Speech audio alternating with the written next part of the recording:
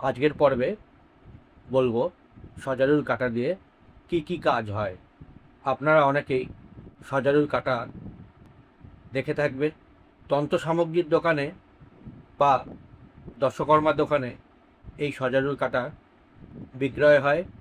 দেখা গেল আপনার বাড়িতে সজারুর কাঁটা কেউ ফেলে গেছে বা পুঁতে দিয়ে গেছে, সেটা বাড়ির চালে, বাড়ির ছাদে, মাটির নিচে। এছাড়াও এই কাঁটায় বিশেষ কিছু মন্ত্র প্রয়োগ করে তন্ত্রের কিছু সামগ্রী দিয়ে শ্মশানে বা কবরে কাজ করেছে। এটি মূলত বিচ্ছেদ ঘটানোর ক্ষেত্রে, ঝগড়া লাগানোর ক্ষেত্রে, পাশের বাড়ির সঙ্গে আপনার বাড়ির সম্পর্ক নষ্ট, ঝগড়া লাগানোয় প্রয়োগ করা হয়। এটি দিয়ে বাণও প্রয়োগ করা যায়। সেক্ষেত্রে মোচার মধ্যে, কলার মধ্যে বা আটা, মাটির পুতুল বানিয়ে বিশেষ মন্ত্র প্রয়োগের দ্বারা পুতুল ক্রিয়া করেছে।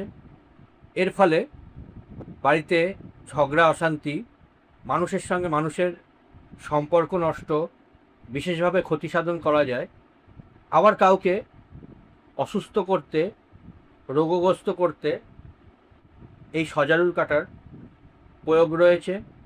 তাই বাড়িতে এই সজারুর কাঁটা দেখলে সাথে সাথেই আপনারা সেটিকে বাইরে নিয়ে গিয়ে পুড়িয়ে নষ্ট করে ফেলুন।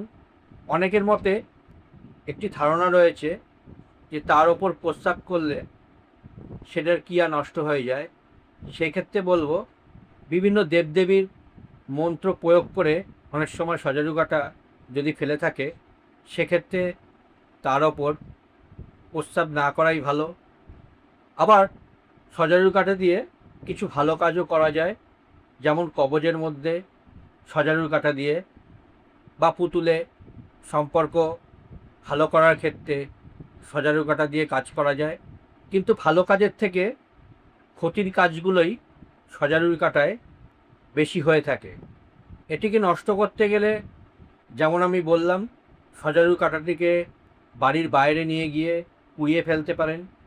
আবার আরেকটি মারাত্মক পদ্ধতি রয়েছে, থারি ছাগল, সেই ছাগলের নাকে যদি এই কাঁটাটি শুকিয়ে দেন, তাহলে যে এই তন্ত্র প্রয়োগ করেছে বা যার দ্বারা এই ক্ষতি সাধন আপনার ওপর করা হয়েছে, তার বিদ্যা চিরতরে নষ্ট হয়ে যায়।